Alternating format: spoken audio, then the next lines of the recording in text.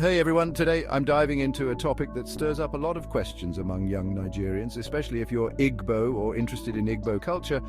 What's the true totem animal of the Igbos? Let's settle this confusion once and for all. So what comes to mind when you think of a fierce, majestic animal in Igbo culture? Some might say it's the lion, others might guess it's the tiger. But hold on, let me share the real deal with you. It's none other than the Agu, the leopard. Yes, the leopard is the true emblem that represents over 50 million Igbos in Nigeria. Why the leopard, you ask?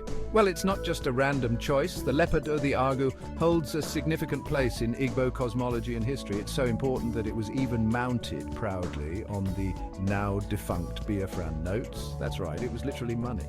Now let's talk about literature. Ever heard of the novel The Bottled Leopard by Chukwuemeka Ike? This book isn't just a thrilling read, it's also a celebration of the leopard's role in Igbo folklore and its revered status among our people.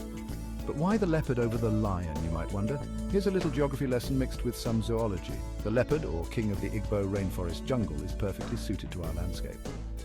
Meanwhile, Odum, the lion, traditionally roamed on the far edges of the northern Igbo savanna grassland. Different terrains, different kings. And just to clear up a common misconception, tigers aren't native to Africa at all. Understanding these symbols helps us connect more deeply with our heritage and keep our culture alive and kicking. So next time you hear someone ask about the Igbo totem animal, you'll not just know the answer, you'll know why it's the answer.